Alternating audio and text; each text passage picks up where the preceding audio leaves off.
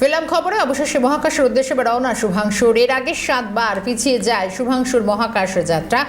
আজই মহাকাশে রওনা দেবে ড্রাগন মহাকাশের যান। ভারতীয় সময় বুধবার দুপুর 12:01 উৎক্ষেপণ হবে নাসা সূত্রে এমনটাই জানা যাচ্ছে। ফ্লোরিডার কেনেডি স্পেস সেন্টার থেকে অন্তত এই মহাকাশ যাত্রা সব বাধা বিপত্তি পেরিয়ে আজ মহাকাশের উদ্দেশ্যে রওনা হবে শুভাংশু। স্পেসএক্সের ফ্যালকন 9 রকেটের সাহায্যে মহাকাশে পাঠানো হবে ড্রাগন মহাকাশযানটিকে, এমনটাই নাসা সূত্রে যে খবর সামনে আসছে। আজ অর্থাৎ বুধবার দুপুর 12:01 সফলভাবে উৎক্ষেপণের যে সময় নির্ধারিত হয়েছে, স্পেসএক্সের ফ্যালকন 9 রকেটের সাহায্যে অন্তত মহাকাশে পাঠানো হবে ড্রাগন মহাকাশযানকে। এর আগেও যেদিন অন্তত এই শুভাংশু মহাকাশ যাত্রা বিশেষ কারণের জন্য আটকে যায়, তবে এবারও সব কিছু ঠিকঠাক থাকলে আজই মহাকাশ যাত্রা হতে পারে শুভাংশুর। মা বাবা অন্তত তাদের কি বক্তব্য আসছে, তারা কতটা খুশি একবার শুনব। की जो है वो अंतरिक्ष में जाने की जो है डेट है क्लियर है, और कल उनका जो है इंडियन समय के हिसाब से 12 बजे करीब जो है उनका मिशन जो है लॉन्च होगा। और हम लोग जो है उस मिशन को जो है देखने के लिए बेताब हैं, और बहुत खुशी है बच्चे का जो है मिशन पूरा हो रहा।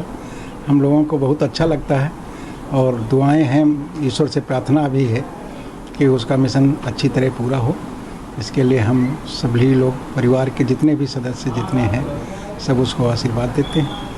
तो बात आज हुई थी, और ठीक है, मिशन के लिए बिल्कुल तैयार हैं, बिल्कुल तैयारी उनकी हो गई है, और बिल्कुल फाइनल है मामला। जो है ईश्वर चाहेगा तो मिशन देश प्रदेश और लखनऊ का नाम जो है पूरा इस बच्चे के नाम से लिया जा रहा है, और हम लोग तो उसके गार्जियन हैं, तो हम लोगों को तो बहुत ही अच्छा लग रहा है कि मतलब ये मिशन जो है मेरा बेटा कर रहा है। गौरव का क्षण है सबके लिए, हमारे लिए भी है और लोगों के लिए है जो जगह जगह पोस्टर लगा रहे हैं। सभी को खुशी हो रही है कि हमारे देश का इस त्रिवेणी नगर का एक बच्चा इतनी ऊंची उड़ान भरने जा रहा है। तो इसीलिए सब जगह जगह पोस्टर लगाए गए हैं, हमारे दरवाजे पर भी सब सजाया गया है खूब अच्छे से।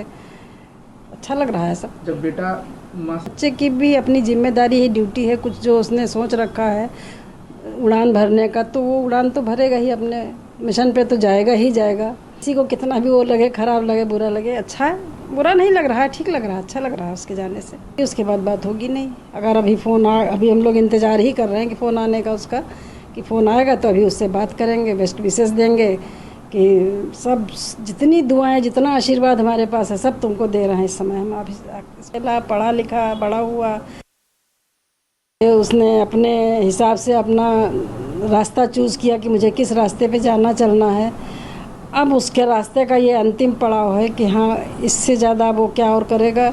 जहाँ उसको पहुँचना था उसका मिशन पूरा हो रहा है, तो अच्छा लग रहा है कि बच्चे ने हमारे इसमें গোটা দেশ আশায় বুক বাঁধছে, কারণ আর কয়েক ঘন্টার একটা প্রতীক্ষা। এরপর সব কিছু ঠিকঠাক থাকলে আবারও মহাকাশ অভিযানে সাফল্য মিলতে পারে। এবং শুধু তাই নয়, আজই মহাকাশে রওনা হচ্ছে শুভাংশু, এবং হাতে কয়েক ঘন্টার মতন সময় রয়েছে। এবং রাকেশ শর্মার পর অন্তত ইনি দ্বিতীয় ভারতীয় মহাকাশচারী যিনি মহাকাশে যাওয়ার এই অপেক্ষা এখন গোটা দেশ তার প্রহর গুনছে। বিজেপি নেতা দিলীপ ঘোষের এক প্রতিক্রিয়া পেয়েছে, শোনাবো। পাঠিয়েছি আমরা, একটা ঐতিহাসিক ব্যাপার। ভারতের তথ্য প্রযুক্তি বিজ্ঞানীদের স্তর আমরা দুনিয়ার সামনে তুলে ধরেছি। আজকের ব্যাপারটাও সেরকম খুবই গুরুত্বপূর্ণ, খুবই সেন্সিটিভ ব্যাপার। 2-3 বার সময় পরিবর্তন হয়েছে, কারণ এই ধরনের কাজ ভারত প্রথম করতে যাচ্ছে। আমার মনে হয় যেভাবে ভারত এগোচ্ছে আর যেভাবে মনোবল নিয়ে এগোচ্ছেন আমাদের বিজ্ঞানীরা, এটাও সফল হবে। আর সময়ের অপেক্ষা, তো সেই জন্য আমাদের অপেক্ষা করা উচিত সেই ঐতিহাসিক মুহূর্তের জন্য। সত্যি এটা একটা ঐতিহাসিক বিষয় হতে চলেছে, কারণ শুভাংশুর এই মিশন যদি সফল হয় সেক্ষেত্রে ভারতের ক্ষেত্রে একটা মুহূর্ত জুটবে এমনটা বলাই যায়। কারণ দ্বিতীয় ভারতীয় মহাকাশচারী হিসেবে তার নাম রাকেশ শর্মার পর উঠে আসবে।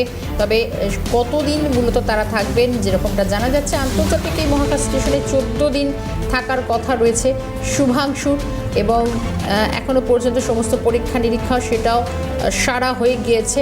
সব মিলিয়ে আর শুধুমাত্র কয়েক ঘন্টার একটা অপেক্ষা, এরপরই পাড়ি দেবেন এই মহাকাশচারীরা একটা পূর্ব নির্ধারিত সূচি অনুযায়ী।